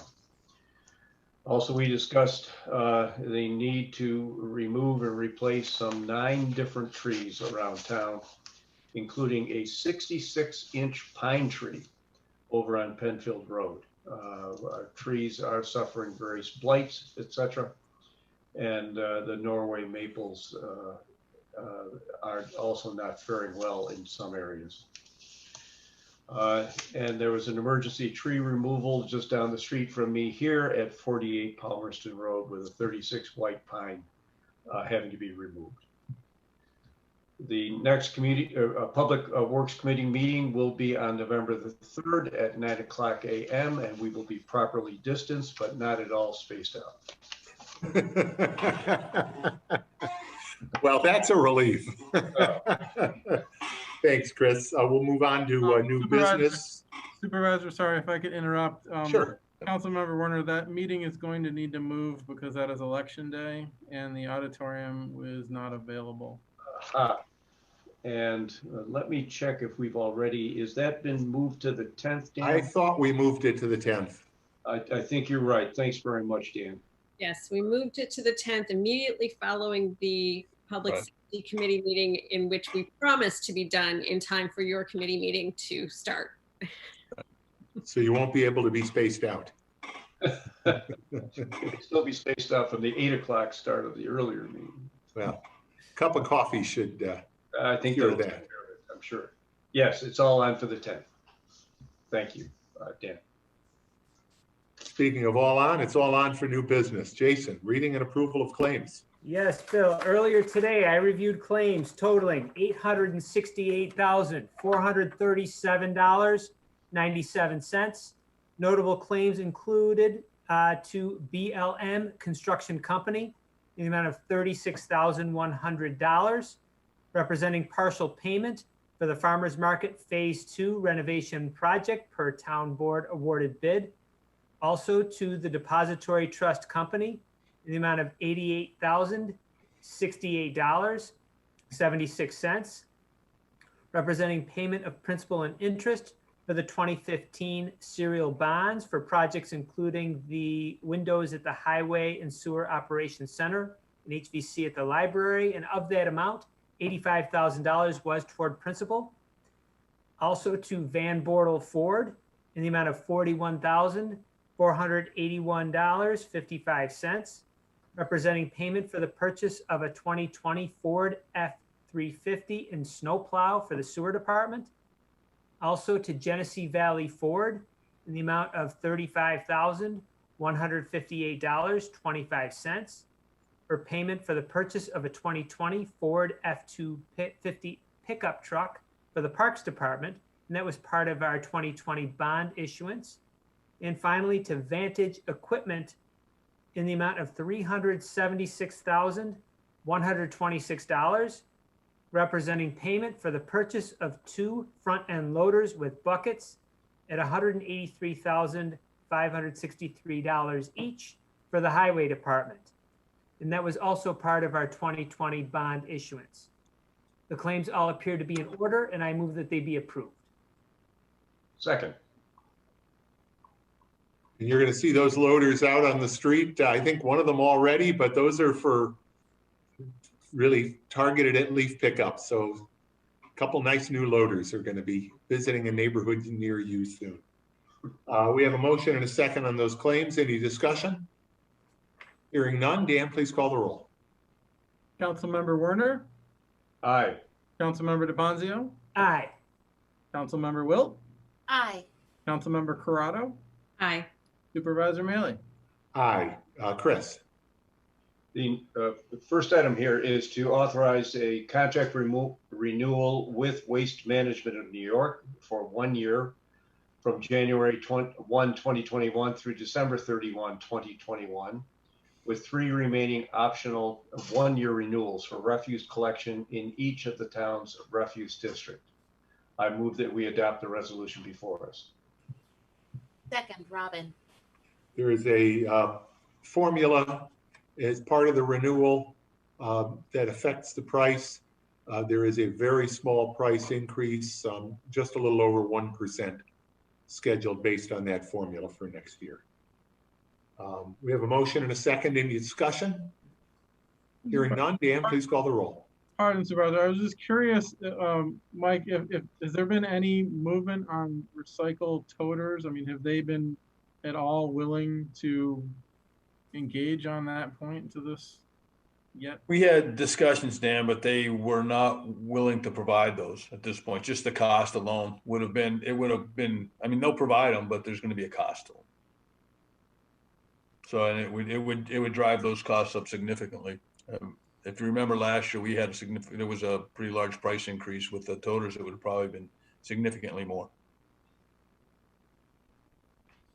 Sorry, thanks. Okay, if you can call the roll.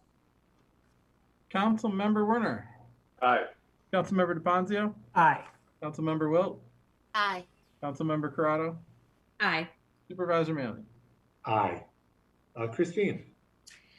Yes, the next matter seeks to authorize solicitation of bids for the purchase of a new hybrid vehicle for the police department in an amount not to exceed $30,000 and amend the budget by transferring $30,000 from the police department's other contract services account to the police department's automobiles account for said purchase, and declare as surplus one 2009 Chevrolet Impala to be sold at live or online auction. I move that we, I move that we adopt the resolution before us. Can I have a second? Robin. Thanks, Robin. Chief, do I understand there may be some late breaking news on this one? Yes, I was able to send out some specs for a bid. I received information back actually rather sooner than I thought we'd get it back. I've spec'd out a vehicle, and the vehicle came in $25,000, $500, just shy of that. It is a hybrid vehicle, which, as you know, I've made a commitment to purchase. I know the Sustainability Committee wants to move towards hybrids. We've moved quite a bit of our fleet towards hybrid. And I'd like to go forward with purchasing the vehicle. So what I would ask is that, Christine, you amend that resolution to incorporate authorization to purchase the vehicle that the chief described. And Ken, we will get that language to add to the actual resolution that just came in. If I could, Supervisor, ask a couple questions of the chief here, because I did not get a chance to review this late breaking news.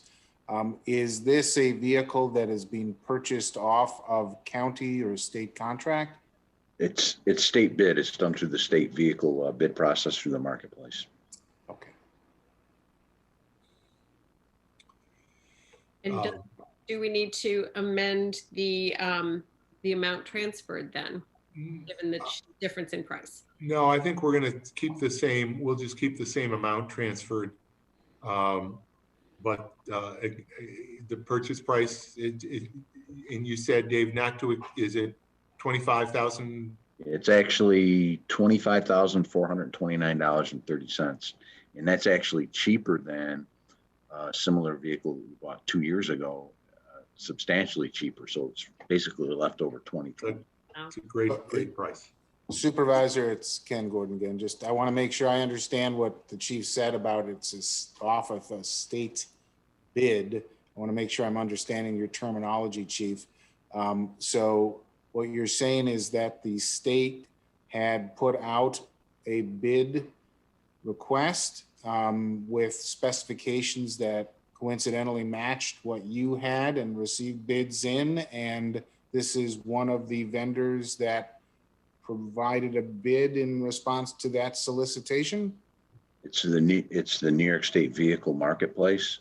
And what you do is you simply request out that you're looking for a hybrid vehicle. And there are actually very few hybrid sedans out there. So it's a very limited market. And they responded back. It's not a very specific bid. It's just we're looking for a hybrid sedan. And through the vehicle marketplace, they were able to find one. What is this vehicle marketplace? It's through the Office of Governmental Services. It used to be where you used to have to bid out individual vehicles. And what it is there are dealers throughout New York State. They request to partner with New York State. It's basically a vehicle bidding process, but instead of having to spec out each individual vehicle, you just put a request for a bid out there that you're looking for a very broad-based vehicle, and then they supply you back with what you're looking for generally. So I'm assuming that this vehicle marketplace is stocked with vehicles, if you will, stocked. It's all through New York State. All the dealers. Through the New York State bid process. Correct. Under the general municipal law. Yes. Yeah, I'm just making sure we're in compliance with one of them. Yes, Yep. we've used this.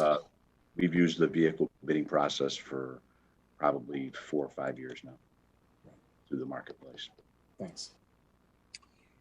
So, Christine, you agreed to that friendly change, and Robin, you seconded it. You agree as well.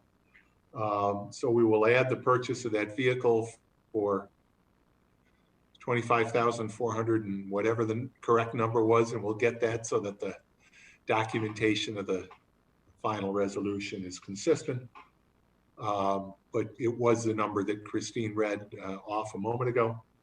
And with that, is there any further discussion on this matter? I just wanted to mention, Chief, thank you for looking into that further. I know we kicked it around during FAST last week for a while, that it was for a vehicle, not necessarily a patrol vehicle, and it was sort of an unplanned replacement. And just given all of our budget challenges that we have this year, considering any of the other options that would have been available to us throughout their used vehicle or moving around other vehicles that we already have in our fleet.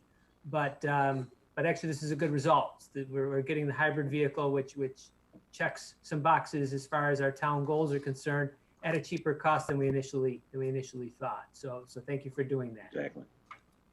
And unplanned means that a previous car was hit. Yeah.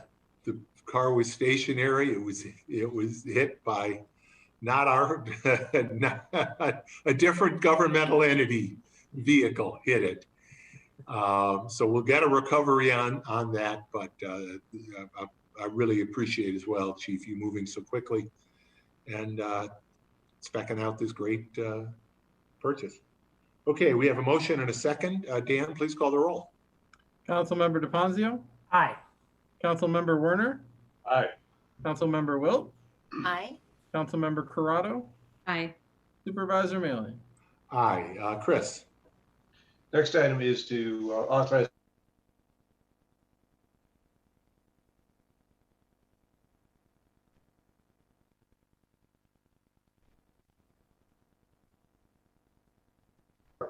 to be introduced into the Brighton Meadows Drainage District to increase the fish population and control aquatic plant growth. I move that we adopt the resolution before us. Second, DePonzio. Discussion? Dan, please call the roll. Councilmember DePonzio, Aye. Councilmember Werner, Aye. Councilmember Wilt, Aye. Councilmember Corrado, Aye. Supervisor Mealy. Aye. Chris, why don't you do the next one too? The next item is to approve the promotion of Nick Valenti from laborer to motor equipment operator. I move that we adopt the resolution before us. Second, Robin. Mike, anything you want to say about Nick? Nick's been with us for quite a while now, working as a laborer.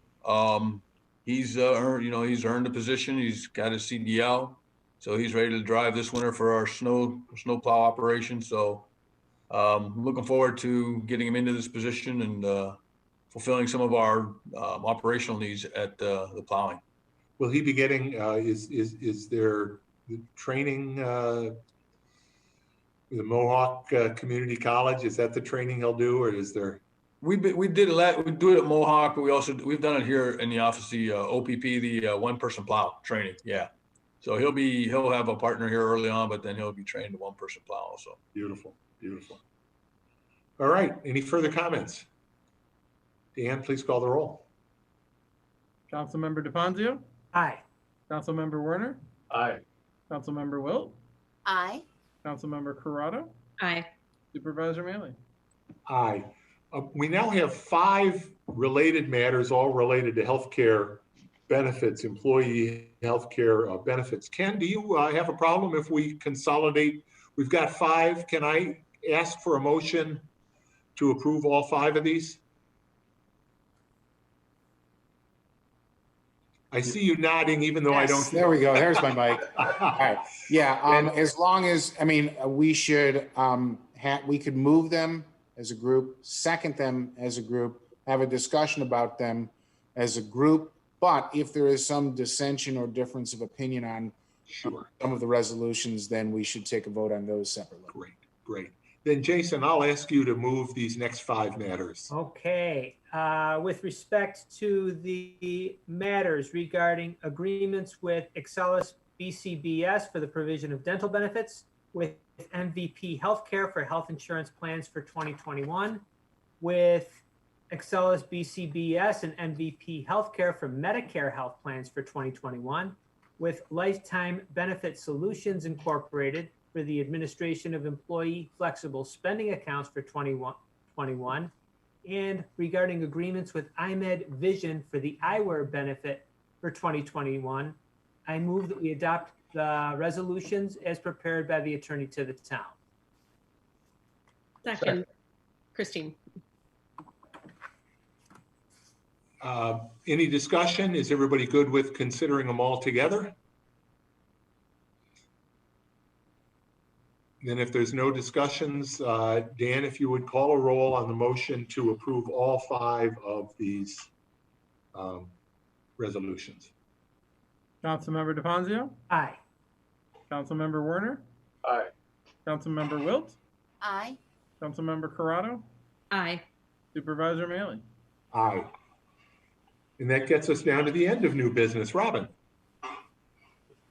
The next matter receives the acceptance of a $100 donation from Sally Bush to support police programs and amending the 2020 budget by increasing the police department programs and supplies account by said amount. I move that we adopt the resolution as prepared by the attorney to the town. Second. I think Christine beat you. That's all right. I was spaced out.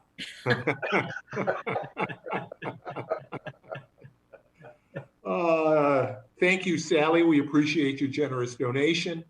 Dan, please call the roll to accept her gift. Councilmember DeFazio, Aye. Councilmember Werner, Aye. Councilmember Wilt, Aye. Councilmember Corrado, Aye. Supervisor Mealy. Aye. I have no matters of the supervisor. Ken, any matters?